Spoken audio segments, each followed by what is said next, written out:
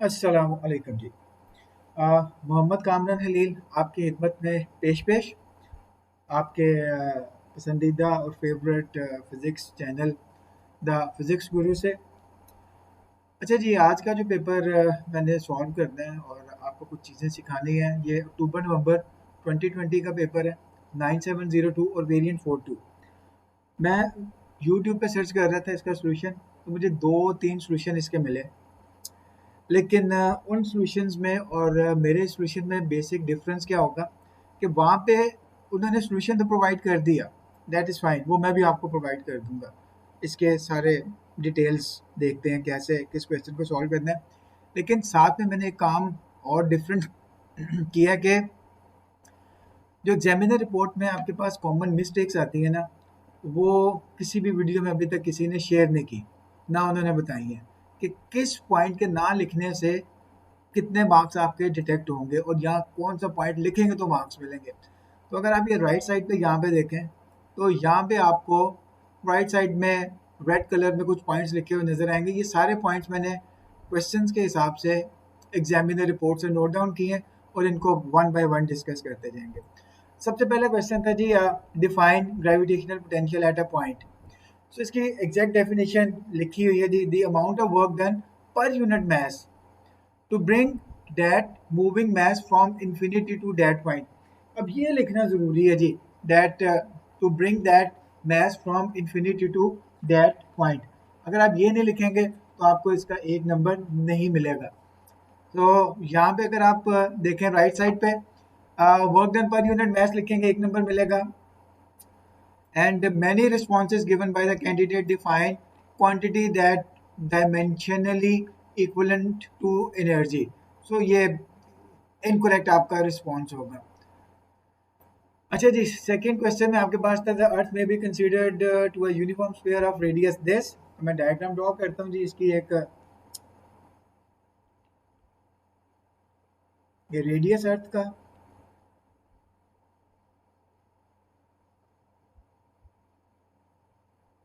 तो ये रेडियस था आपके पास अर्थ का सेंटर से, और सैटेलाइट लॉन्च करके जी यहाँ तक लेके गए हैं। अच्छा, रेडियस इसका कितना गिवन है? Radius of earth is given 6.4 into 10⁻6, 6.4 into 10⁻6। अच्छा, और ये जो डिस्टेंस था आपका, ये डिस्टेंस कितना गिवन है जी? 5.6 इंटू 10⁻6 मीटर। अच्छा, अब सेंटर से लेकर टोटल डिस्टेंस आपके पास कितना बनता है, ये ज़रूर आपने नोट डाउन कर लेना है। और ये डिस्टेंस आपके पास बनता है जी 1.2 इंटू 10⁻7 मीटर। अच्छा, आगे जो इसमें पूछा क्या गया जी कि calculate the change in potential energy. आपने चेंज कैलकुलेट करनी है किन दो पॉइंट्स के दरमियान, from the surface of earth to its position to the equatorial orbit. अच्छा, इसका मतलब है कि ये जो डिस्टेंस हमारे पास है, मैंने ये डेल्टा जो आपके पास ईपी आ रहा है, वो मैंने इसका फाइंड करना है, इस गैप का जहाँ पे मैंने लिखा है ये point A and point B. तो यार, अब दो पॉइंट्स है मेरे पास और हमेशा इसका डिस्टेंस हम कहाँ से लेते हैं जी? From the surface of earth के सेंटर से। सरफेस के ऊपर तो जाहिर है वो आपको डिस्टेंस ऑलरेडी सेंटर से ट्रेवल कर चुके होते हैं। सो इसके लिए फिर आप फॉर्मूला अप्लाई करेंगे, माइनस जी की वैल्यू 6.67 इंटू 10⁻11। उसके बाद आपने वैल्यू लगानी है जी, कैपिटल एम की वैल्यू आपके पास गिवन है 6 इंटू 10⁻24, 6 इंटू 10⁻24। स्मॉल एम की वैल्यू आपके पास गिवन है 2.4 इंटू 10⁻3, 2.4 इंटू 10⁻3। और फिर आपने ब्रैकेट, और यहाँ पे आपके पास वैल्यू क्या आ जाएगी जी? 1/r की 6.4 इंटू 10⁻6 जो आपके पास रेडियस ऑफ अर्थ है, क्योंकि 1/r ऊपर इसको लेके जाएंगे तो ये -1 बन जाएगा, एंड माइनस 1.2 इंटू 10⁻⁷ -1 और ब्रैकेट क्लोज। तो जब आप इसको सॉल्व करेंगे तो आपके पास आंसर आ जाएगा जी 7.0 इंटू 10⁻10 और यूनिट ऑलरेडी लिखा होता है।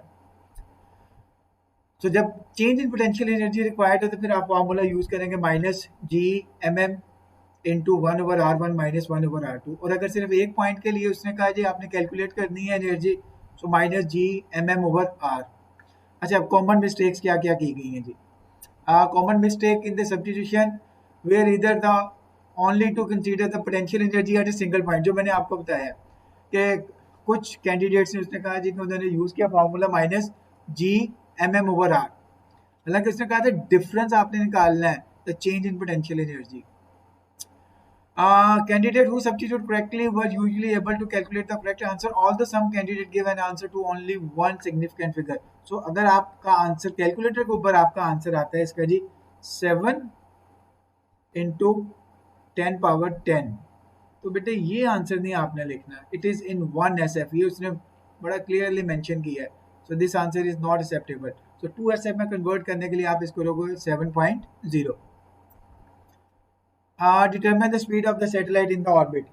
Okay जी, forces F जी, ग्रेविटेशनल फोर्स आपकी किसके बराबर है जी? सेंट्रीपिटल फोर्स, ये लिखना बहुत ज़रूरी है। एक नंबर इसका होगा आपके पास। So G/m/r², that is equal to mv²/r।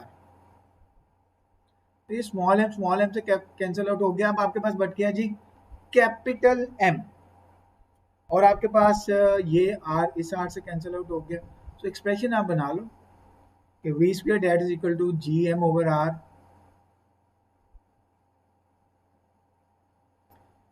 और बेटे आपके पास इन द ऑर्बिट ये यहाँ पे ये चीज आपने नोट करनी है, ठीक है। तो सेंटर से लेके वहां तक का हमने डिस्टेंस सब्स्टिट्यूट करना है। सो वैल्यूज लगाते हैं जी 6.67 इंटू 10⁻⁻11। अच्छा, और capital M mass of earth 6 into 10⁻24 and divided by distance. अब आपने वो टोटल डिस्टेंस लेना, वो कितना था जी हमारे पास ऊपर लिखा हुआ है 1.2 इंटू 10⁻7। तो जब आप इसका स्क्वायर रूट फाइंड करेंगे तो आपके पास वैल्यू आ जाएगी जी, v की वैल्यू आपके पास आएगी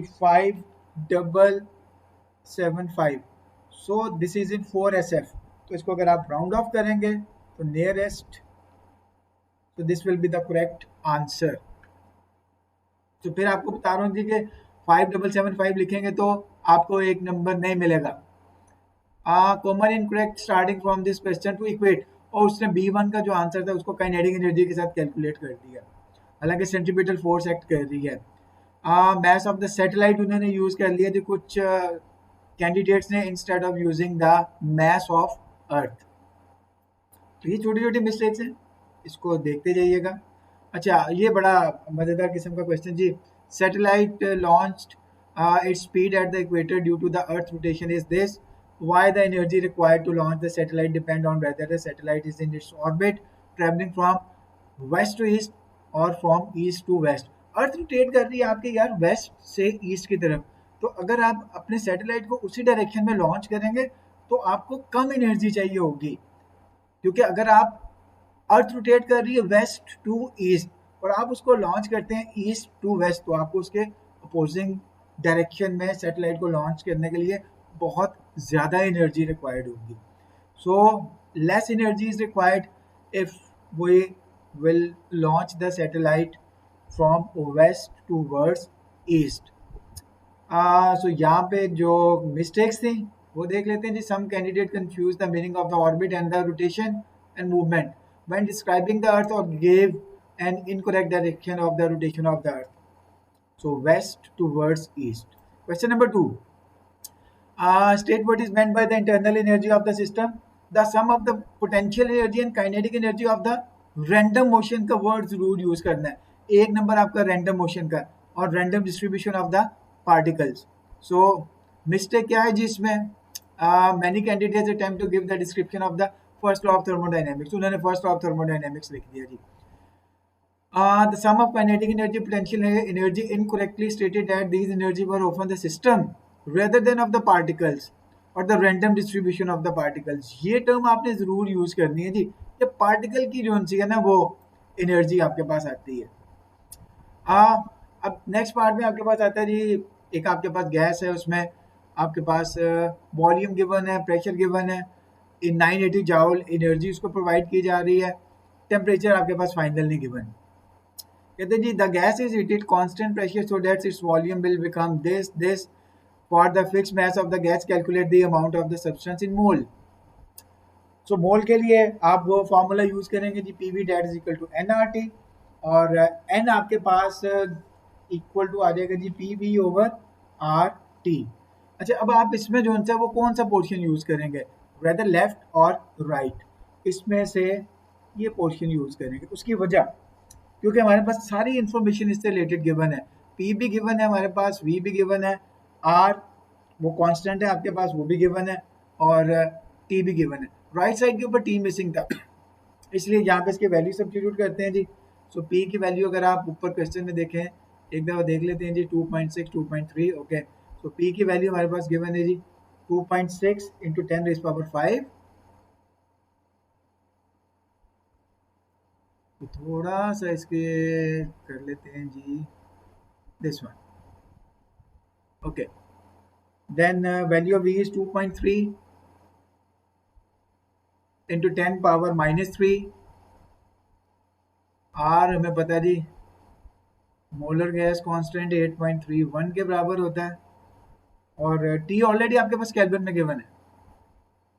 तो आपके पास आंसर आ जाएगा जी 0.399, that is equal to 0.399. Again it is in 3SF, so 0.4. This is incorrect answer. You will write down it 0.40. तो फिर यहाँ पे एग्जामिनर रिपोर्ट में उसने फिर वही जिक्र किया जी कि सिग्निफिकेंट फिगर आपने बड़े मेंटेन रखने हैं जी अपने आंसर्स में. अगर आप सिग्निफिकेंट फिगर को नहीं कैरी ऑन करेंगे तो बेटे आपके पास मार्क्स आपके डिटेक्ट होंगे. So some candidate gave their answer to only 1 SF, उन्हें सिर्फ 0.4 लिखा है. सो 0.4 लिखने की वजह से अच्छा भला क्वेश्चन आपका बेटे गलत होगा. सो टेम्परेचर हमने कैलकुलेट करना है जी. नंबर ऑफ मोल्स हमारे पास आ गए. नंबर ऑफ मोल्स तो गैस के आपके पास चेंज नहीं होंगे, तो फाइनल हमारा फार्मूला यहीं से, इसी फार्मूले को हम रीअरेंज कर लेते हैं. T that is equal to P V over N into R. तो सेकेंड केस के लिए हमारे पास प्रेशर गिवन था जी 2.6 इंटू 10⁵, क्योंकि प्रेशर चेंज नहीं हो रहा था. चेंज किस चीज़ में आ रही थी, वॉल्यूम में. सो वॉल्यूम में जब चेंज आती है तो फिर वर्क डन में भी आपके पास चेंज आएगी, क्योंकि ये आपका पार्ट रिलेट करता है नेक्स्ट पार्ट से. तो 0.40 एंड मल्टीप्लाई कर देंगे जी 8.31 से, तो हमारे पास आंसर आ जाएगा जी 297.2, and 297 will be the answer of this question. ये आंसर लिखने के बाद हम चलते हैं जी सी पार्ट पे.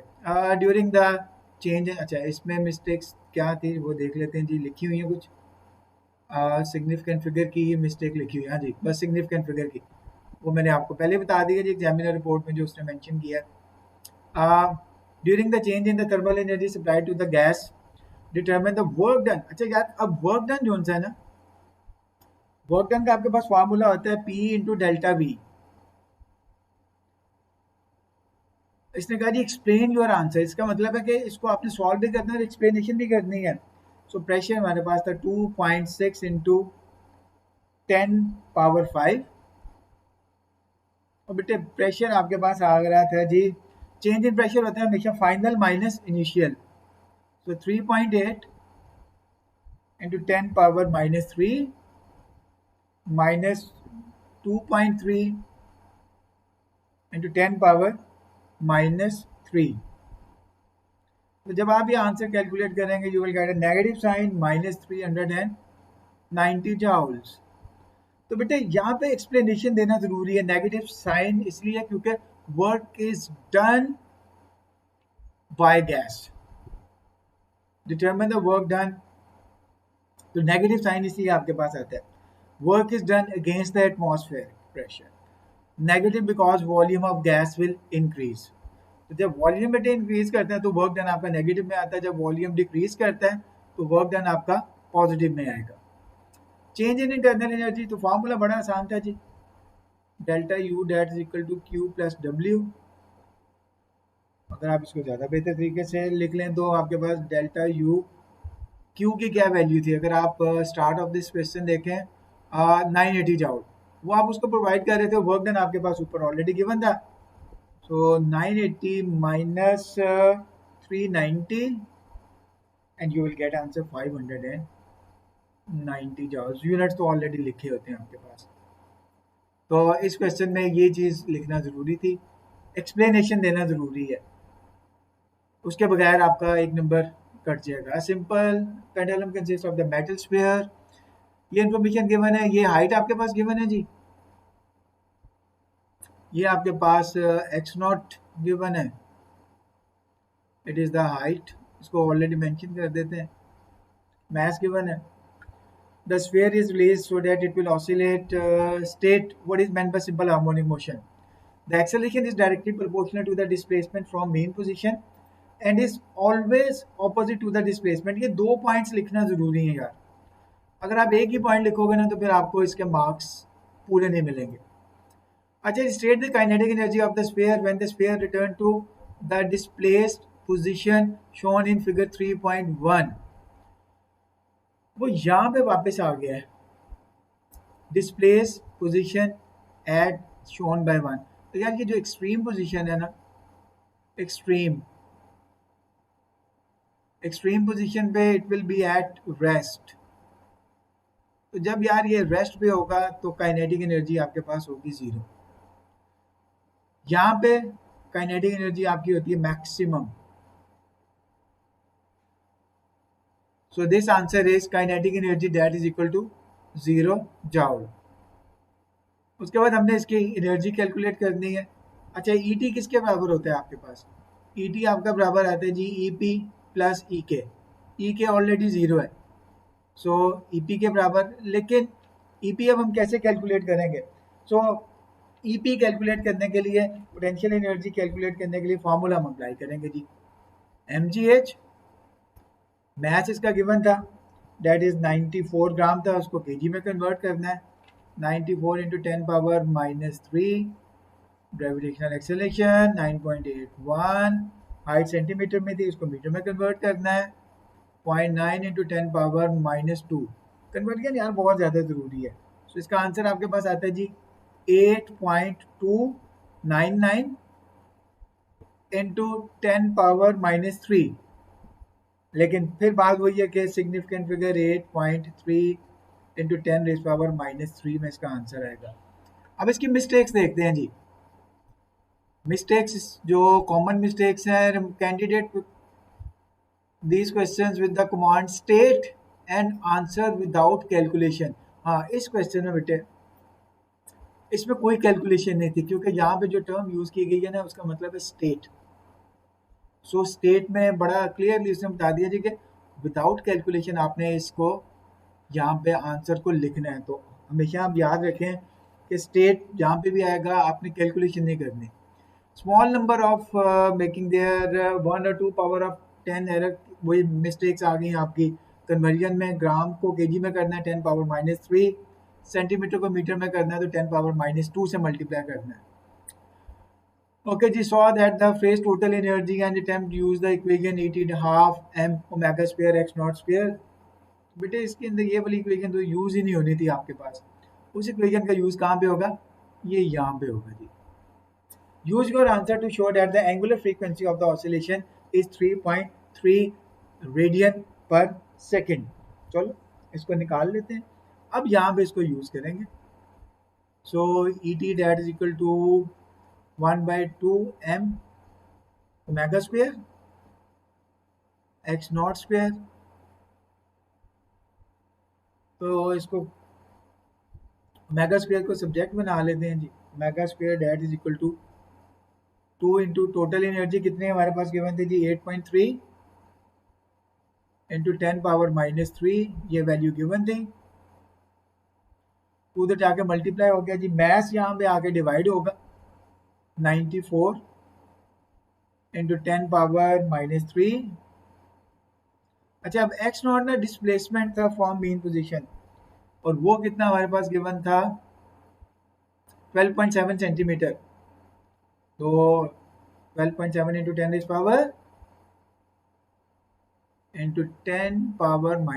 सेंटीमीटर को मीटर में किया, और ओमेगा के फिर आपके पास आंसर आ जाएगा जी 3.3 जब आप इसको सॉल्व करके स्क्वायर रूट लेंगे। ओके द नेक्स्ट वन, इसमें क्या कहते हैं जी, एग्जामिनर बोर्ड में some found it difficult to rearrange the equation correctly in order to determine the value of L and but most did calculate the value of L. Some candidate gave the final answer to an insufficient number of significant figure. वही बार बार problem, significant figure का बेटे problem. चलो इसको देखते हैं जी। सो हमारे पास आ जाएगा जी, अच्छा टी किसके बराबर होता है, टी हमारे पास होता है जी 2 pi over omega, that is equal to 2 pi under root L over g. तो ये 2 पाई तो इस 2 पाई से कैंसिल आउट कर दो ना, तो आपके पास आ गया जी 1/3.3 that is equal to under root L over 9.81। अब इसका आप कर लें जी स्क्वायर और इसको सॉल्व कर लें, तो आपके पास आ जाएगा जी L square that is equal to 9.81 into 1 over उसकी वैल्यू थी 3.3 whole square, and then you will get answer 0.90। इसका आंसर आता है आपके पास 0.9, तो फिर वो 1 SF में चला जाता है, तो आपने फिर इसका आंसर 2 SF में लिखने के लिए करना है जी 0.90। अगर नहीं लिखेंगे, जीरो आगे नहीं लगाएंगे, तो एक नंबर आपका कट जाएगा। अच्छा बेटे नेक्स्ट क्वेश्चन आपके पास आ गया जी, the 2 advantages of the transmission of the data in digital rather than analog. Signal can be regenerated, noise can be removed. अच्छा noise can be removed, minimise कर सकते हैं, ठीक है, 100% इसको खत्म नहीं कर सकते। Signal can be encrypted, signal can be check for parity bit errors, multiplexing is possible, circuits are more reliable, they are cheaper, data can be transmitted at greater rate। अब इसके आते हैं जी, a common misunderstanding that there is no noise in the digital transmission, so this is wrong। somehow there will be noise तो होगी बेटे, लेकिन minimum होगी। other common misconception is that digital signal travel faster, नहीं नहीं नहीं नहीं नहीं, digital signal travel faster नहीं करते, वो डाटा रेट ज़्यादा फास्टर रेट से ट्रांसफ़र करते हैं। ओके जी, अब एनालॉग टू डिजिटल कन्वर्जन आ गया, ईडीसी आ गया, डीएसी आ गया, आपके पास ग्राफ गिवन है, इसमें अब वैल्यूज़ क्या क्या गिवन है। अच्छा अब इस टेबल पे चलते हैं, देखें पहली चीज़ तो ये है कि उसने कहा जी कि आपके पास ये 0 के ऊपर 0। अच्छा 5.7 पे आपके पास 0.1 टाइम था 5.7, लेकिन ये वैल्यू हम लेंगे 5, 6.2 की वैल्यू लेंगे हम 6, जो प्रीवियस डिजिट है उसकी वैल्यू हम लेते हैं, तो ये मैं सारी वैल्यू 4.8 था, तो मैं इसकी वैल्यू लूँगा 4 और इसकी वैल्यू 1। ये वैल्यू मैंने कहाँ से देखी थी, ग्राफ से। 0.4 के ऊपर अगर आप देखें तो 0.4 के ऊपर ये वैल्यू मेरे पास ये आती थी, और इसके क्रॉस ये मेरे पास बनती थी ये वाली वैल्यू 4.8, लेकिन डिजिटल में हमेशा आप प्रीवियस इंटीजर के ऊपर शिफ्ट करते हैं। अच्छा अब इसकी कन्वर्जन कर दिए जी, कन्वर्जन करने के लिए रूल 1248 फॉर एग्जांपल मैंने कन्वर्ट करना था 5 को, तो किन नंबर्स को ऐड करने से 5 मेरे पास बनता है जी, 4 को और 1 को, बाकी सारे आप 0 लगा दें। 4 बिट में अगर आपने आंसर लिखना है तो ये 5 के इक्विवेलेंट आ जाएगा। आपने 6 लिखना है तो 4 और 2 को ऐड करने से 6 आता है, तो आप यहाँ पे 0 0 अटैच कर दें, सो 0 1 1 0। आपने कन्वर्ट करना है 4 को, सिंपल आपके पास 4 है तो ये 1 आ जाएगा और बाकी सारे आपके पास बन जाएंगे 0। तो 6 के बाद आगे 3 के लिए 2 + 1 यानी 1 1 0 0। 3 के लिए 1 2 4 8 है, यहाँ पे 3 करना है आपने, तो 3 कैसे आएगा आपके पास? इन दो नंबर्स को ऐड करने से 3 हो गया मेरे पास। 4 कैसे आएगा? 0 0 1 0 0 1 0 0, और 1 कैसे आएगा? ये 1 और बाकी सारे 0, ये 1 और बाकी सारे 0। तो टेबल तो हमने कंप्लीट करना है जी। In table 4.1 underline the least significant bit and the in the digital signal for the time 0.2। अच्छा यार ये इंस्ट्रक्शन रीड करना जरूरी है। 0.2 सेकंड में उसने कहा जी आपने लीस्ट सिग्निफिकेंट बिट को अंडरलाइन करना है। सो 0.2 वाले में आपके पास ये आपके पास आ रहा है जी, बस इसको सिर्फ आपने अंडरलाइन करना है। कुछ स्टूडेंट्स ने इसको अंडरलाइन कर दिया जी जो राइट साइड में, दैट इज इनकरेक्ट। कुछ स्टूडेंट्स ने एक से ज्यादा डिजिट्स को अंडरलाइन कर दिया, वो भी इसका इनकरेक्ट होगा answer. Some candidate underline a digit in the wrong cell. हाँ, ये उसने 0.2 का पूछा, वो उसने 0.1 में कर दिया। और gave contradictory responses by underlining more than one digit. आप लोग एग्जामिनर को चेक नहीं कर रहे, एग्जामिनर आप लोगों को चेक कर रहा है। सो 1 correct 1 incorrect mean 0। Complete the table, task completed, 3 marks, a single bit. अब हमने इसका बेटे ड्रॉ करना है जी टेबल। ओके जी। अच्छा, इसकी कॉमन मिस्टेक्स भी देख लेते हैं जी।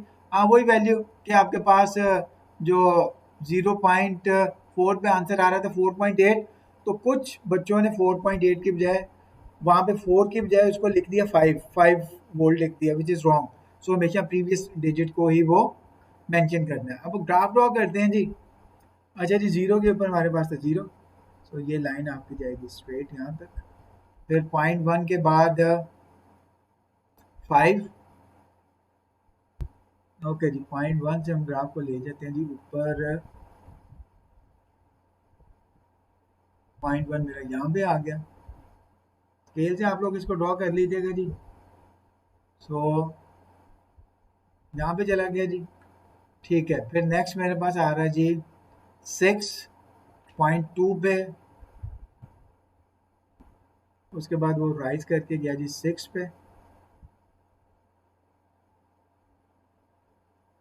फिर कहाँ पे जा रहा है जी? 0.3 पे मेरे पास वैल्यू आ रही है जी 3। फिर ये नीचे आ जाएगी 0.3 पे 3।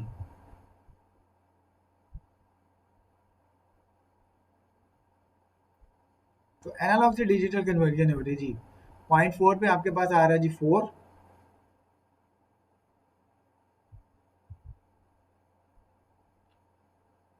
0.4 मेरे पास ये आ गया जी, और ये जा रहा है जी 4।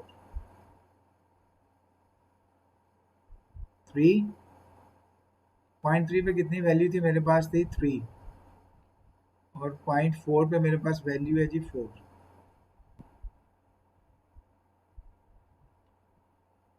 और उसके बाद मेरे पास क्या वैल्यू आ गई जी? 0.5 पे 1। सो 0.5 पे मेरे पास वैल्यू आ जाएगी 1। तो इस तरह मैंने कन्वर्ट कर लिया जी एनालॉग सिग्नल को डिजिटल सिग्नल में। और इसमें वही है कि आपके पास वो टाइम इंटरवल 0.1 का आना चाहिए, और स्केल से आप इसको ड्रॉ कर लीजिएगा। That will be the much better thing कि आप इसको अगर स्केल से ड्रॉ करते हैं। What is meant by field of a force? The region of space where a particle will experience a force. अगर आप word particle use नहीं करेंगे, then your answer will be incorrect. Most candidates realize that field is a region. Okay, that is fine, but they have not written that कि force act किसके ऊपर करेगी? ये force हमेशा particle के ऊपर act करती है। Second, सिमिलैरिटी और डिफरेंसेस बताने थे कि आपके पास इलेक्ट्रिक फील्ड में और ग्रेविटेशनल फील्ड में both have inverse square variation. Inverse square law को ये बिहेव करते हैं, ये दोनों डिक्रीज करते हैं जी by both decrease with the distance. Inverse proportional है ना आपके पास, बोथ आर रेडियल, दोनों रेडियल में है। No credit was given for repeating इधर information given in the question, यानी सवाल के अंदर ही जो चीजें गिवन है वो ही आपने दोबारा रिपीट कर दी तो वो नहीं मिलेगा। Difference slightly better understood than the similarity, there were some responses that address the issues of the direction. अच्छा, अब डिफरेंस क्या आएगा जी? Gravitational field always towards the mass, electric field can be towards or away from the charge. तो ये चीज़ लिखना ज़रूरी है, नॉर्थ ईस्ट नहीं लिखना है इसके अंदर। ग्रेविटेशनल फील्ड हमेशा मास की तरफ एक्ट करती है, और इलेक्ट्रिक फील्ड चार्ज से अवे भी जा सकती है, क्योंकि इट कैन बी इधर पॉजिटिव और इधर नेगेटिव। अच्छा जी, फिर हमारे पास आगे आ गया जी, चार्ज आ गया, एक्स आ गया, पी आ गया। हमने इसमें कैलकुलेट क्या करना है, the charge on the sphere. अब चार्ज ऑन द स्फीयर के लिए हम फार्मूला यूज करेंगे, E that is equal to 1/4 pi E nought Q over R square. तो वैल्यू जब आप लगा लेंगे इसकी, ये वैल्यू आपके पास 1/4 पाई ई नॉट आपके पास एनर्जी से कह रहा हूँ, sorry, electric field strength given है आपके पास 84। इसको पहले रीअरेंज कर लें। रीअरेंज करने से फॉर्मूला आपके पास क्या बन जाएगा, Q that is equal to E into 4 pi E nought, Q को हमने सब्जेक्ट बना लिया, इंटू आर स्क्वेयर। सो ये वैल्यूज आप सब्स्टिट्यूट कर देंगे। ई की वैल्यू आपके पास गिवन है जी 84, और आर की वैल्यू आपने इसके अंदर जो सब्स्टिट्यूट करनी है जी 0.15 मीटर, वो ऑलरेडी मीटर के अंदर आपके पास गिवन है। सो इसका आंसर आपके पास आता है जी 8.99 इंटू 10⁻⁹। तो बात वही आती है, 3 सिग्निफिकेंट है। इसका आंसर आपके पास आता है जी, सॉरी 8.99 नहीं आता, सॉरी फॉर द मिस्टेक। इसको कैलकुलेट किया तो मेरे पास आंसर आ रहा है जी 2.1 into 10⁻⁻10। So most common incorrect physics was that to take the electric field strength to inversely proportional to the distance.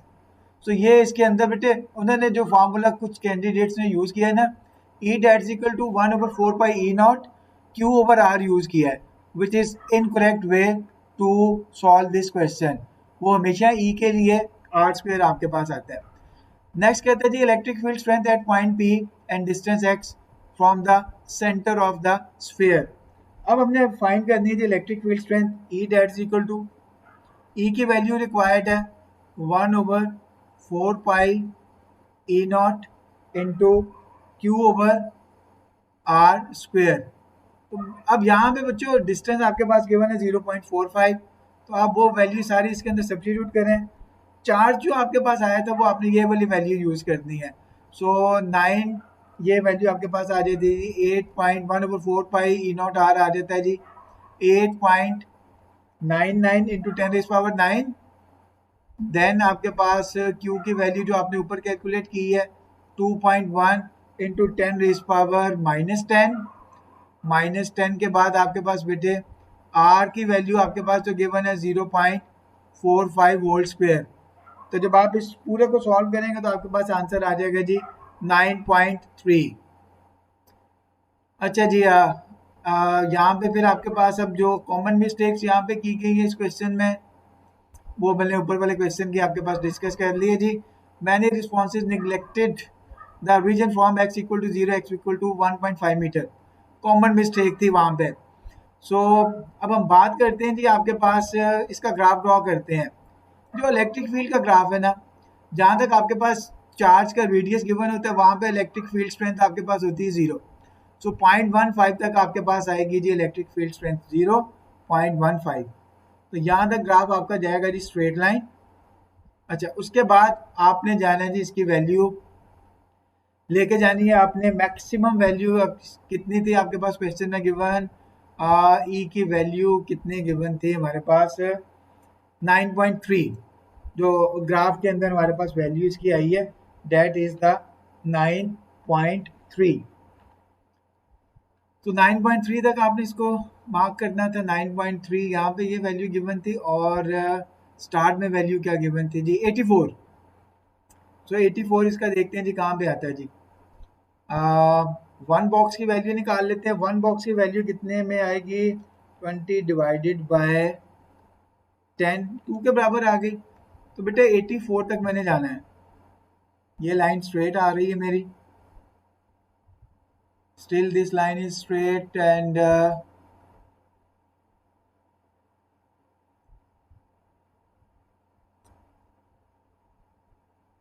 Okay.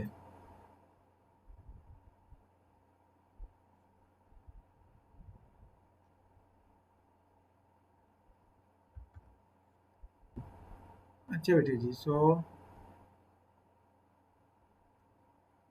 ये लाइन मेरी जाएगी जी ऊपर, और ऊपर स्ट्रेट लाइन,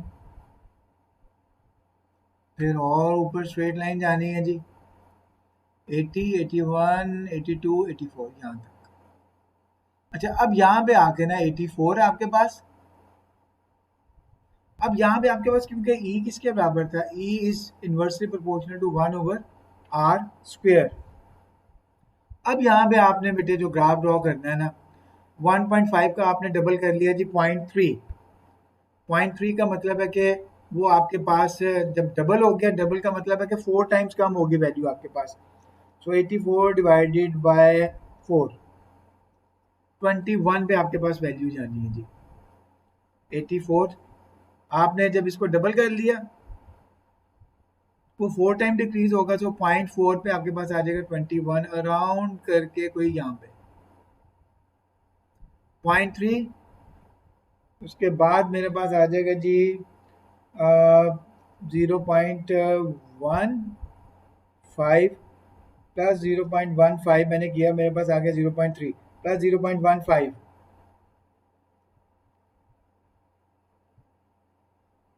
0.45, 0.1235 ये आ गया मेरे पास। ठीक है जी, ये पॉइंट आ गया।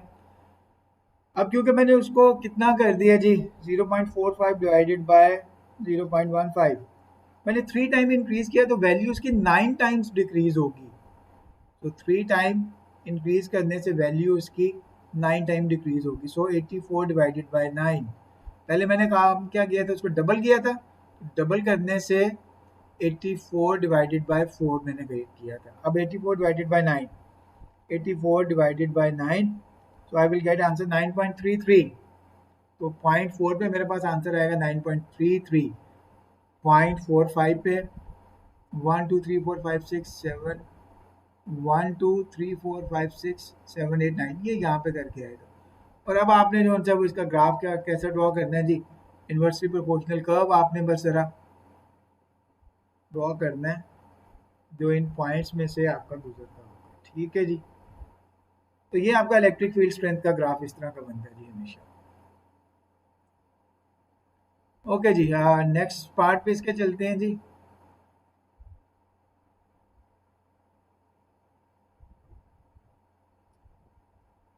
इसमें कुछ और ग्राफ भी थे जी, वो कहाँ चले गए ग्राफ। इलेक्ट्रिक फील्ड स्ट्रेंथ का सिर्फ हाँ बस ठीक है, इतना ही ग्राफ था आपके पास। Redo and this one. Okay, next question, question number 6। Definition हमने लिखनी थी capacitance. The charge per unit potential difference where charge on the plate and the potential difference between the plates, ये चीज लिखना जरूरी है।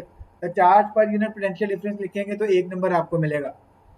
सेकंड के बाद फिर चलते हैं जी, स्मूथनिंग इफेक्ट किया जाता है, टाइम डिले के लिए यू ट्यूनिंग सर्किट्स में यूज किया जाता है, ब्लॉक करता है डीसी को, सर्ज प्रोटेक्शन से प्रोवाइड करता है, टेम्परेरी पावर सप्लाई के तौर पे आप इसको यूज कर सकते हैं। ये इसके जो हैं वो फंक्शंस आ सकते हैं कैपेसिटर के। The majority of the candidate successfully define capacitance in general as per charge unit potential, but fewer candidates were not able to correctly define what is meant by charge and potential difference in context of the parallel plate capacitor। तो वो लिखना जरूरी है, otherwise आपको सिर्फ 1 number मिलेगा। Label हमने करना है जी, 3 कैपेसिटर गिवन है जी 12 माइक्रोफेरेड के। कहते हैं जी आपने बताना जी कि 18 माइक्रोफेरेड कैसे बनेगा। सो 18 माइक्रोफेरेड बनाने के लिए हमें काम क्या करना पड़ेगा जी, हमें देखना पड़ेगा कि 18 माइक्रोफेरेड इसका कैसे बनता है। कैपेसिटर 3 है मेरे पास और हर एक कैपेसिटर की कैपेसिटेंस जो गिवन है वो 12 माइक्रोफेरेड मेरे पास, 12 कितने गिवन है, माइक्रोफेरेड गिवन है। अच्छा जी, अब मैंने बनाना है जी 18।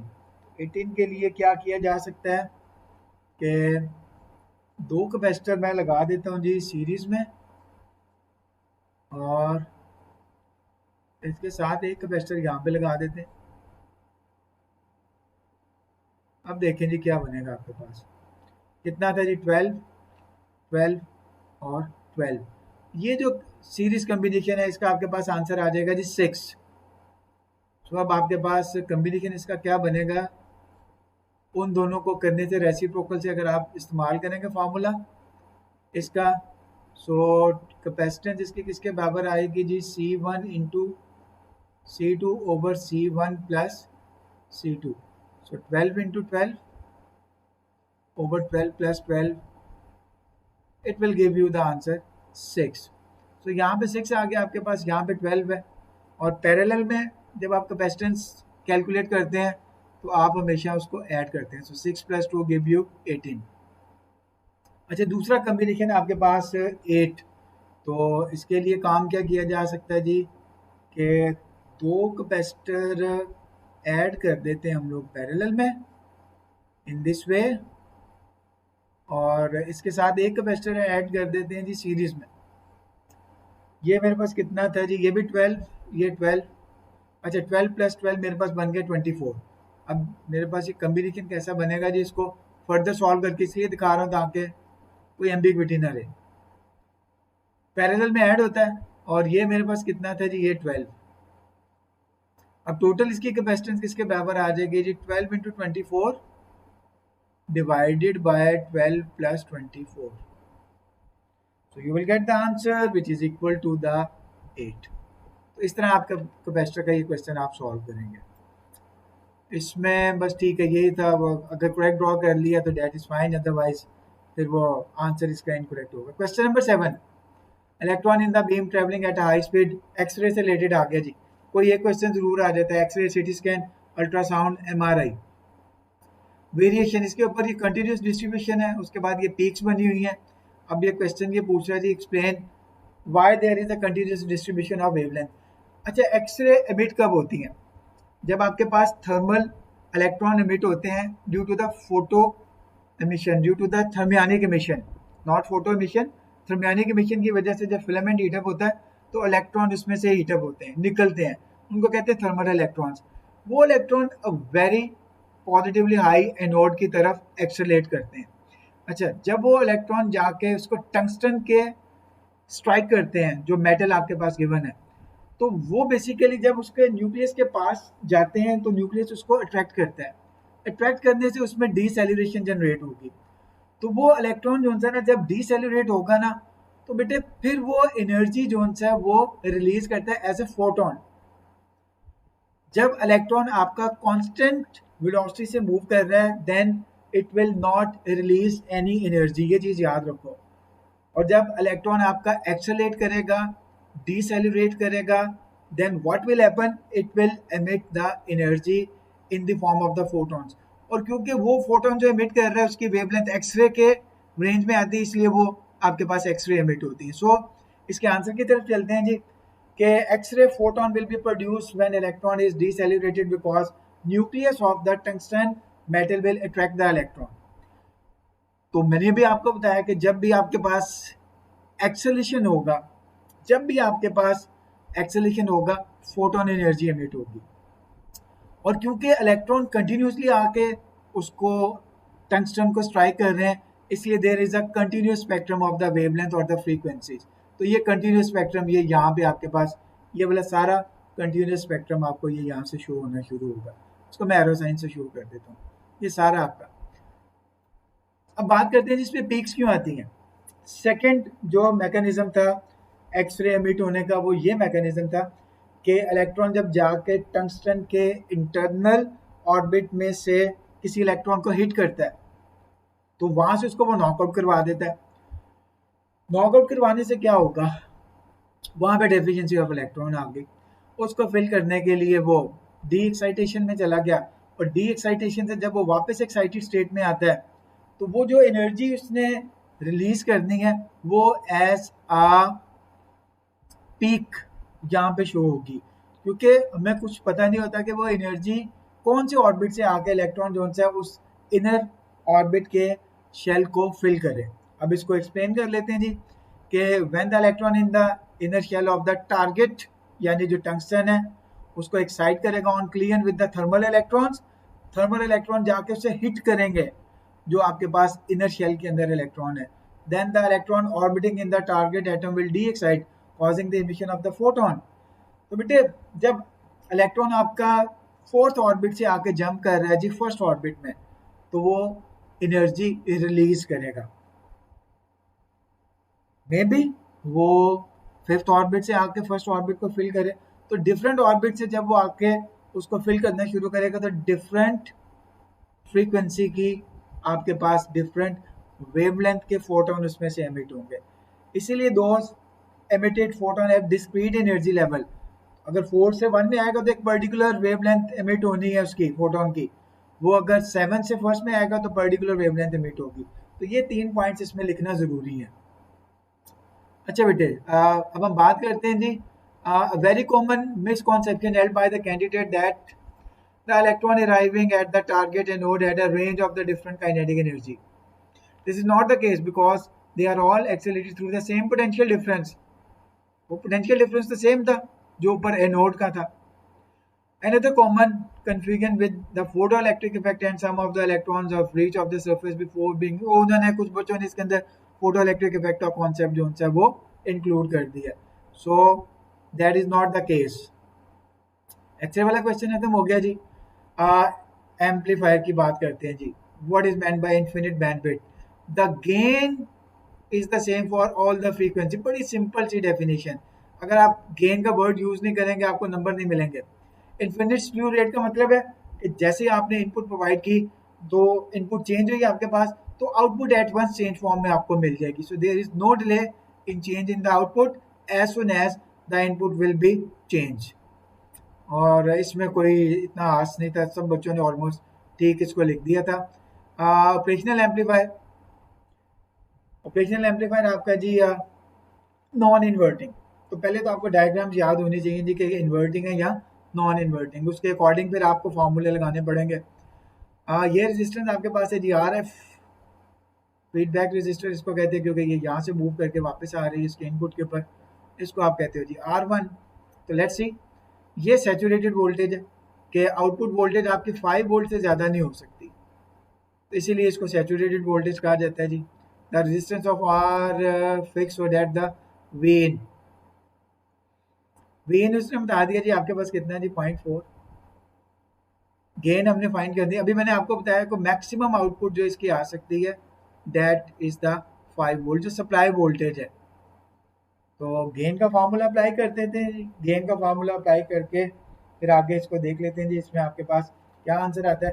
गेन का फार्मूला आपके पास आता है जी V आउट ओवर V इन। तो गेन के फार्मूले की तरफ चलते हैं जी। फार्मूला लिखते हैं जी gain equal to V out over V in. Gain equal to V out over V in. So जनाब V आउट है 5, V इन है 0.4 और आपका आंसर आता है जी 12.5। सो 13 2SF तक आंसर आपने लिखना है जी। ये एक रूटीन बना लें जी अपनी आप लोग। रेजिस्टेंस, इसके लिए बेटे फार्मूला याद होना जरूरी है जी। गेन का फार्मूला वही रेजिस्टेंस में 1 plus RF over R1। R1 की वैल्यू गिवन है ऊपर, R1 की वैल्यू 800 ओम गिवन है। फार्मूला लगाएं जी इसका और RF की वैल्यू अगर आप कैलकुलेट कर लेते हैं तो RF की वैल्यू आपके पास आती है जी 9200। सो फार्मूला याद होना ज़रूरी है इसके अंदर कोई एग्जामिनर में ओके यहाँ पे तो ठीक था, that is fine. Common mistake was think to that the circuit represented an inverting amplifier. ये बड़ी मिसकॉन्सेप्शन है यार। तो आप पहले वो डायग्राम में देख लिया करें कि ये इन्वर्टिंग एम्पलीफायर है या नॉन इन्वर्टिंग एम्पलीफायर है। सो ये आपका नॉन इन्वर्टिंग एम्पलीफायर था। जो इन्वर्टिंग एम्पलीफायर होगा ना आपका, उसके अंदर आपके पास बेसिकली जो पॉजिटिव टर्मिनल है ना वो हमेशा अर्थ के साथ कनेक्ट होगा। लेकिन यहाँ पे पॉजिटिव टर्मिनल ये यहाँ पे देखो, और जो आपका इन्वर्टिंग एम्पलीफायर होता है ना, उसमें बेटे ये जो सा आपका पॉजिटिव टर्मिनल है ना, ये अर्थ के साथ कनेक्ट होता है। तो फिर फार्मूला अगर आपने डायग्राम ठीक जज नहीं की, तो फार्मूला आपने गलत लगा दिया, तो फिर मार्क्स काहे को मिलने हैं। ओके जी, सॉलिनॉइड से रिलेटेड आ गया जी, हॉल वोल्टेज से रिलेटेड आ गया क्वेश्चन। सॉलिनॉइड है, पावर सप्लाई है, स्मॉल कॉइल है, power supply causes the current. अच्छा, करंट का इसने ग्राफ बता दिया जी, ये ग्राफ यहाँ से स्टार्ट हो रहा है जी, एक बॉक्स पहले और एक बॉक्स यहाँ पे जा रहा है। इसमें टाइम आपके पास है जी 2 बॉक्सेस में, ये चीज़ नोट करना ज़रूरी है। और अच्छा, ये हाफ में स्टार्ट हो रहा है और नेक्स्ट हाफ में खत्म हो रहा है। इसका मतलब है कि अगर यहाँ पे टाइम आपके पास है 2 बॉक्सेस में, तो यहाँ पे टाइम आपके पास है यार 1 बॉक्स में। और induce EMF is the rate of change of magnetic flux. So अगर टाइम आपके पास हाफ है तो इंड्यूस ईएमएफ डबल होगी, टाइम आपके पास डबल है तो इंड्यूस ईएमएफ हाफ होगी। ये चीज डायग्राम से हमने जज कर ली। State the Faraday law of the electromagnetic induction. So Faraday law of electromagnetic induction आपने लिख देना जी, that the induce EMF is directly proportional to the rate of change of magnetic flux linkage. ये डेफिनेशन लिखी हुई है जी, इस definition को यहाँ पे उठा के लेके आते हैं। और एक काम और करना था मैंने, इसको जी हाईलाइट कर देना था। तो मैग्नेटिक फ्लक्स लिंकेज का वर्ड अगर आप यूज नहीं करेंगे ना, तो यार आपको 1 नंबर नहीं मिलेगा। इसमें ई आर में कुछ लिखा है नहीं जी, E R that is fine. अच्छा बेटे, अब हमने इसका ना ग्राफ ड्रॉ करना है ईएमएफ का। जब तक करंट कांस्टेंट है उस वक्त तक इंड्यूस ईएमएफ जनरेट नहीं होगी। इट मींस दैट यहाँ तक आपके पास graph will be a straight line, क्योंकि induce EMF is the rate of change of magnetic flux. Magnetic flux generate कब होता है, और इसका हाफ यहाँ पे था बेटे और हाफ यहाँ पे था। तो rate of change of magnetic flux उस वक्त चेंज होगा जब करंट चेंज होगा। जब करंट ही चेंज नहीं हो रहा तो फिर उसने इंड्यूस ईएमएफ में कैसे जनरेट होना है। 1 2 3 4 5 6 7 8 बॉक्सेस लेट्स सपोज मैं ले लेता हूँ। तो ये 8 बॉक्सेस तक और ये 2 यहाँ पे आएंगे, स्क्वायर वेव। फिर आपके पास T1 से T2 तक देखें जी, आपके पास फिर करंट हो गया कांस्टेंट। यहाँ पे भी करंट जीरो है, जीरो का मतलब है कि induce EMF zero. Current constant हो गया, करंट कांस्टेंट होने का मतलब है फिर इंड्यूस ईएमएफ जीरो, क्योंकि करंट चेंज ही नहीं हो रहा। करंट चेंज नहीं होगा, मैग्नेटिक फ्लक्स चेंज नहीं होगा, मैग्नेटिक फ्लक्स चेंज नहीं होगा, इंड्यूस ईएमएफ जनरेट नहीं होगी। सो ग्राफ जाएगा जी स्ट्रेट लाइन। अब यहाँ पे आपने बेटे हाफ। अच्छा अब देखो एक और चीज यहाँ पे, यहाँ पे करंट आपका बेटे जा रहा था डिक्रीज से इंक्रीज, यहाँ पे करंट जा रहा है आपका इंक्रीज टू डिक्रीज। तो इसका मतलब है अब आपके पास जो इंड्यूस ईएमएफ जनरेट होगी वो होगी इनवर्स डायरेक्शन में, ऑपोजिट डायरेक्शन में, क्योंकि करंट की डायरेक्शन चेंज होगी। और एक और चीज, टाइम का मैंने ऊपर जिक्र किया था आपके साथ। अब टाइम आपके पास हाफ हो गया है तो इंड्यूस ईएमएफ होगी डबल। सो 8 बॉक्सेस थे, वन, पहले मैं बॉक्सेस का 1 2 3 4 5 6 7 8 9 10 11 12 13 14 15 16। हाफ ये आ गया कट, इसका हाफ ये आ गया। तो बेटे इसके दरमियान में से आपने ना स्केल रखे, तो ये स्क्वायर वेव आपने ड्रॉ करनी है। मेरे पास अभी स्केल नहीं है तो मैं बगैर स्केल के ड्रॉ कर रहा हूँ। तो ये स्क्वायर वेव्स आपने इस तरह ड्रॉ करनी है जी इसकी। और अगेन आगे फिर आपके पास ये जीरो पे चला जाएगा, अल्लाह अल्लाह और हैर सल्लाह। तो ये इसका ग्राफ बनेगा जी। स्क्वायर वेव आपके ऊपर बनेगी विद 8 बॉक्सेस, स्क्वायर वेव आपकी नीचे बनेगी विद 16 बॉक्सेस। करंट रिवर्स हुआ, टाइम हाफ हो गया, इंड्यूस ईएमएफ डबल होगी। ओके अच्छा बेटे, वी का ग्राफ और वी एच का ग्राफ, ऑल वोल्टेज की बात कर रहे हैं, तो यार इसका ग्राफ सेम वही बनेगा जो करंट का होगा, क्योंकि वी एच ये यहाँ पे लिखा होगा जी, वी एच यहाँ पे मैंने लिखा भी हुआ expression, V H is directly proportional to rate of change of magnetic flux which is equal to directly proportional to current I। तो जो करंट I का ग्राफ बना हुआ ना, इसमें कुछ करने की जरूरत नहीं है। जैसे करंट I का ग्राफ बना हुआ है ये वाला, वैसे ही आपने ये वी वाला ग्राफ ड्रॉ कर देना, अल्लाह अल्लाह और खैर सलाम। सो ये यहाँ पे इस बॉक्स से शुरू होता था, इस बॉक्स पे एंड होता था, और कितने बॉक्सेस में जा रहा था जी करंट आपका, बॉक्सेस काउंट कर ले, बस सेम ग्राफ आपने ड्रॉ करना है जी जो ये यहाँ पे है। तो इस बॉक्स को काउंट कर लें और ग्राफ एज इट इज आप ड्रॉ कर लेंगे तो आपका ये वाला ग्राफ बन जाएगा, ये VH का, हॉल वोल्टेज का। ओके जी, सोलेनाइड आपके पास गिवन है, वो कहते हैं जी आपने मैग्नेटिक फील्ड ड्रॉ करनी है इसकी, तो सर्कल, अगर आप कंपास यूज कर लेंगे ना तो that will be the best thing. और इसके दरमियान आप देखो कॉन्सेंट्रिक सर्कल होने चाहिए जी, मेरे पास अभी कंपास नहीं है, और मैग्नेटिक फील्ड ऑफ लाइन आपकी दूर जानी चाहिए। अच्छा, फिर आपके पास क्या होगा जी, it is going dot, dot का मतलब है out of plane, out of plane का मतलब, अच्छा क्रॉस अगर होता है ना आपके पास, क्रॉस का मतलब था कि मैग्नेटिक फील्ड ऑफ लाइन आपकी आनी थी क्लॉकवाइज, लेकिन अब डॉट है, डॉट का मतलब है मैग्नेटिक फील्ड ऑफ लाइन आपकी आएंगी anti clockwise, anti clockwise. So this is the anti clockwise direction, तो ये ड्रॉ करना जरूरी है जी एंटी क्लॉकवाइज। अगर क्रॉस होता तो आप उसको क्लॉकवाइज ड्रॉ कर लेते हैं। सो 3 नंबर ये आ गया आपके पास, 2 wires A and B are now placed through a card, दोनों वायर्स, अच्छा जब वायर्स में करंट सेम डायरेक्शन में फ्लो करता है ना तो फिर बेसिकली क्या होता है, दे विल अट्रैक्ट, यहाँ से गया ऊपर, तो यहाँ पे फोर्स एक्ट करती है इनवर्ड डायरेक्शन में वायर्स में, तो जब सेम करंट फ्लो करता है in same direction, so there is a force of attraction, ये हमें वहां से पता चल गया जी। why a magnetic force is exerted on each wire, the current in the wire will create a magnetic field, दोनों के अंदर मैग्नेटिक फील्ड क्रिएट हुई और उन्होंने एक दूसरे के अंदर भी मैग्नेटिक फील्ड क्रिएट कर ली, तो एंगल कितना बनेगा जी एंगल बनेगा, the current in the wire is 90 degree to the magnetic field. ओ यहाँ पे भी आप देख लो ना, ये एंगल कितना बन रहा है आपका इसके साथ, मैग्नेटिक फील्ड के साथ 90 डिग्री। सो फ्लेमिंग लेफ्ट हैंड रूल भी ये बताता है आपके पास 90 डिग्री आना चाहिए जी, इसलिए आपके पास आ जाएगी जी, फोर्स इसके ऊपर एक्सर्ट करेगी, मैग्नेटिक फील्ड जनरेट होगी, मैग्नेटिक फील्ड क्योंकि परपेंडिकुलर टू द करंट, तो जब वो दो मैग्नेटिक फील्ड इंटरेक्ट करती हैं तो आपके पास क्या जनरेट होती है, फोर्स। टू वर्ड्स, ये मैंने ऊपर आपको बता दिया है, वो मैंने सॉल्व भी करके आपको दिखा दिया जी। According to the Newton's third law of motion, the magnetic force are equal in magnitude, and according to the Newton's third law of motion, equal to the magnitude of the product of the current, ये force जो सी है ना ये directly proportional है product of both current, तो 4 into 3 equal to 3 into 4, तो answer तो 12 भी आपका आना है ना।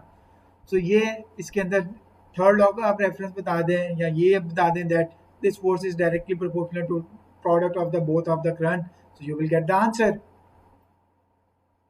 इसमें जो मिस्टेक्स की गई थी, हाँ इसमें जो मुझे याद आ गया वो, यहाँ पे ना कुछ स्टूडेंट्स ने जो डायग्राम ड्रॉ की थी ना उसमें उन्होंने सर्कल जो थे ना वो सेम डिस्टेंस पे ड्रॉ कर दिए थे, यार ये काम नहीं करना, ठीक है, सेम डिस्टेंस पे ड्रॉ नहीं करना है, उनके दरमियान डिस्टेंस को इंक्रीज करना है। और इसमें क्या मिस्टेक थी जी, the question has asked candidates to explain why the force is exerted. It was not possible to answer this question without the discussion of the current in the two wires. So discussion current की करनी है, magnetic field की करनी है, 90 degree की करनी है। High proportion of candidates stated that the magnitude of the forces are different because the current in the wire are different. No, इसका मैंने आपको रीजन बता दिया कि जो फोर्स है that is the product of the both current in the both wires. Okay ji, electromagnetic radiation is in photoelectric effect से आ गया जी। Electromagnetic radiation is incident on the metal surface. It is observed that there is a minimum frequency. वो already उसने बता दी है यार, ये minimum frequency तो उसने बता दी है, थ्रेशोल्ड, थ्रेशोल्ड फ्रीक्वेंसी उसने बता दी है ऑलरेडी।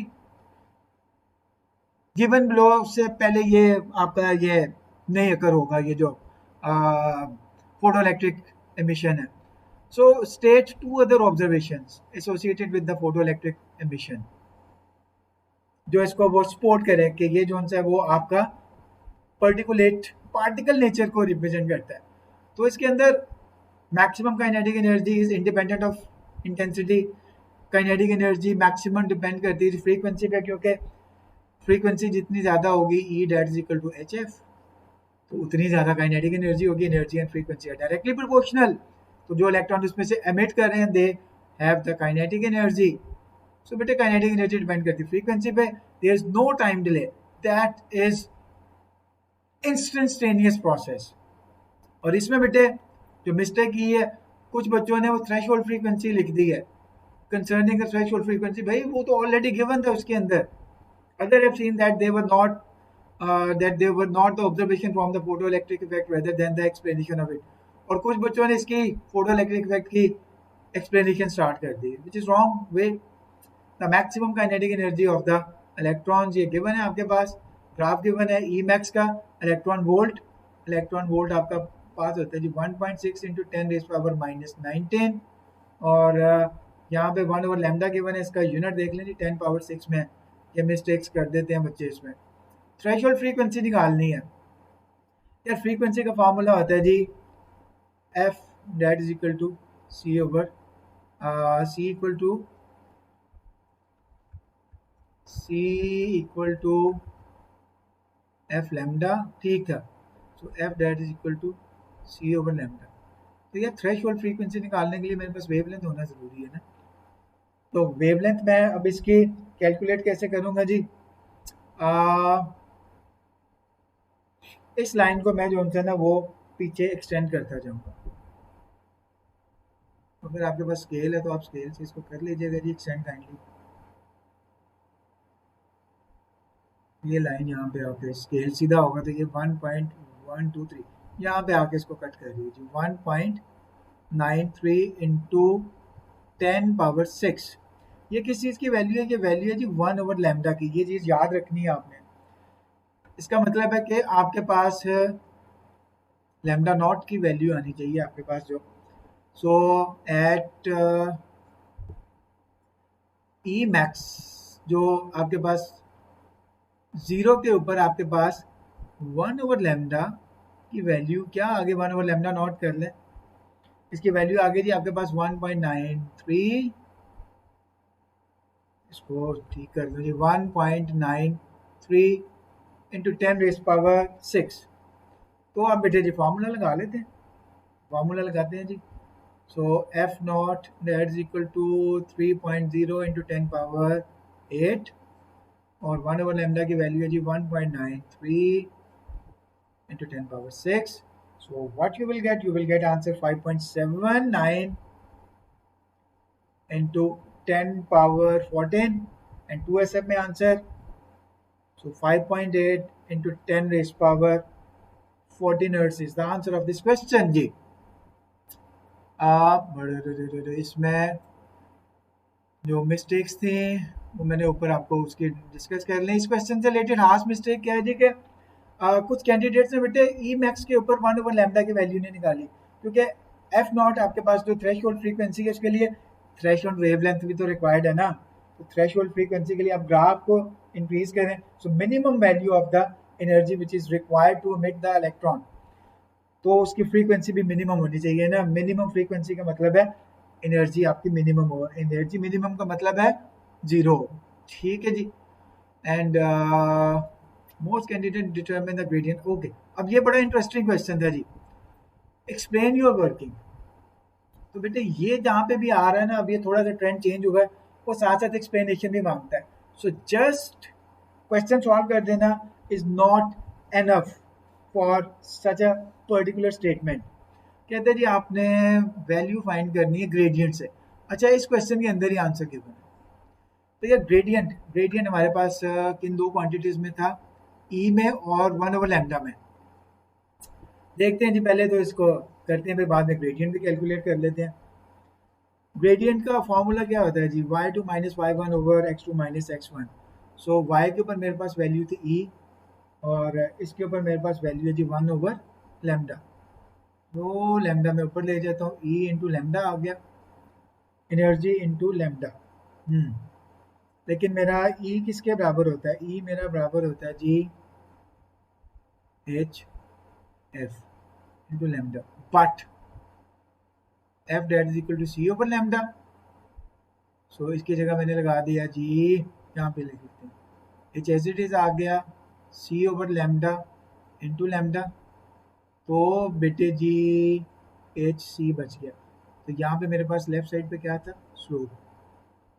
तो बेटे मैं ग्रेडियंट निकालूंगा, और एच कैलकुलेट करने के लिए मुझे काम क्या करना पड़ेगा, ग्रेडियंट को सी पे मैं डिवाइड कर दूंगा, फिर मेरे पास आंसर आ जाएगा। अब ग्रेडियंट पे चलते हैं जी। तो ये करना ज़रूरी है, वो बताना ज़रूरी है कि एच सी कैसे आपके पास बनता है ग्रेडियंट। तो इसके लिए कोई भी वैल्यूज आप सिलेक्ट कर सकते हैं, 0.4, और ये वैल्यू मैंने सेलेक्ट की थी, इट इज़ 2.25। इसके अकॉर्डिंग यहाँ पे वैल्यू आपके पास आ जाएगी जी 2.25, और दूसरी वैल्यू 0.4 है तो 0.2 कर लेते हैं। इसके ऊपर मेरे पास वैल्यू बनेगी जी 2.012342 0.2 पे मेरे पास वैल्यू बनेगी ये 2.09। इसका ग्रेडियंट निकाल लेते हैं, वो कौन सा ऐसा मुश्किल काम है जी। ग्रेडियंट कैलकुलेट करते हैं जी, इसी पार्ट के ऊपर चलते हैं वापस। So gradient M that is equal to, ऊपर था मेरे पास 0.4 इंटू 0.2। अच्छा ये चीज़ यार ज़रूरी है कि आपने ना साथ वो कन्वर्जन ज़रूर करनी है, इंटू 10⁻⁻19 डिवाइडेड बाय 2.25 था, और मेरे पास था 2.09, और इसकी पावर कितनी थी, 10⁻6। अच्छा मेरे पास ये करने से आंसर मेरे पास आ जाता है जी 2.0 इंटू 10⁻⁻25। अब मैं इस फॉर्मूले में वैल्यू लगाता हूँ, ये एच की वैल्यू मैंने कैलकुलेट करनी। So H that is equal to 2.0 into 10⁻⁻25, that is equal to 3.0 into 10 raised power 8. So here you will get 6.67 into 10 power minus 34. Okay जी, फिर इसमें मेरे पास आ गया जी, the electromagnetic radiation is now incident on the metal wire with the greater work function. Work function का मतलब है एनर्जी, ज़्यादा एनर्जी, उसकी एनर्जी ज़्यादा होगी तो वेवलेंथ भी तो ज़्यादा होगी ना उसकी। तो जो आपके पास न्यू मेटल है उसकी फ्रीक्वेंसी ज़्यादा होनी चाहिए as compare to old metal. तो इसका मतलब है कि उसकी वेवलेंथ भी जो सी है वो ज़्यादा होनी चाहिए as compare to the old one. अब आपने काम क्या करना है जी, इसी ग्राफ के ऊपर वापस जाना है आपने, और कहीं पे भी आप पैरेलल रे ड्रॉ कर देंगे। पैरेलल यानी स्लोप उसकी सेम होनी चाहिए, किसी एक जगह पे आप ड्रॉ कर लें, यहाँ पे ड्रॉ कर लें, यहाँ पे ड्रॉ कर लें, ये लाइन और ये लाइन आपस में पैरेलल हो। स्केल से आप इसको कर लें, बड़े आराम से ये ड्रॉ हो जाएगी आपके पास line. And here we go, the last question, define nuclear binding energy. Okay इसके ऊपर तो कोई एग्जामिनर का नहीं था, ठीक है जी, दैट इज फाइन, बड़े इजी था जी। The energy required to separate the nucleus of the nucleus main proton and neutron to infinity. Infinity का एक नंबर आता है आपके पास, तो इन्फिनिटी आप नहीं लिखेंगे तो आपको एक नंबर नहीं मिलेगा। What is meant by nuclear fusion reaction? The process in which a larger nucleus will divide into smaller nuclei with the emission of the neutron. कोई एक पॉइंट आप लिख दो यार, ये पॉइंट तो आपने लिखना है, और बाकी नीचे बेशुमार पॉइंट लिखे हैं, क्योंकि न्यूक्लियर फ्यूजन प्रोसेस आपका होता ही कब है, जब उसके ऊपर किस चीज़ की बम्बार्डमेंट करते हैं जी, न्यूट्रॉन्स की, या उसके साथ एमिशन होता है न्यूट्रॉन्स का, या combined mass of the nucleus is less than the mass of the larger nucleus. तो एक पॉइंट तो ये आपने लिखना है कि जो मैं इंसर्कल कर रहा हूँ, इस पर टिक किया है, बाकी कोई एक बुलेट पॉइंट आप उसको सेंटेंस बना के उसको लिख सकते हैं। अगर आप बाइंडिंग एनर्जी का ग्राफ देखें ना, तो बाइंडिंग एनर्जी आपके साथ सबसे ज़्यादा मैक्सिमम आती है 56 आयरन पे। Are student stress that one possible nuclear reaction, iron के ऊपर न्यूट्रॉन की बम्बार्डमेंट की है, आपके पास एफ आ गया जी, fluorine and the chlorine. The binding energy per nucleon of nucleus varies with the nuclear number, ये उसने यहाँ पे बताया जी। कहते हैं जी use this variation to explain why the reaction would not result in overall energy release. यार इसको एनर्जी रिक्वायर्ड होगी, देखो binding energy is maximum at 56, so the product of the splitting of the iron nucleus must have a low total binding energy, which shows that reaction would require a input energy। तो जैसे जैसे आप आगे जाते जाते हो ना, तो फिर आपको बाइंडिंग एनर्जी आपकी कम होती जाती है, जो आपका एटॉमिक नंबर आपका ए से इंक्रीज करता जाता है। तो सबसे ज़्यादा स्टेबिलिटी आपके पास होती है आयरन के लिए। सो वो नीड्स हम एक्सटर्नल सोर्स, ताकि उसको जो है वो एक्सप्लोड किया जाए, उसके न्यूक्लियस में से फिर दूसरे स्मॉलर फ्रेगमेंट्स उनसे वो बाहर आए। So I hope you have enjoyed this session. Comments में मुझे ज़रूर बताइएगा जी कि और कौन सा पेपर आप लोग चाहते हैं मैं सॉल्व करके आपकी खिदमत में पेश करूँ। अपना बहुत सारा ख्याल रखिएगा जी। Take care. अल्लाह हाफिज़।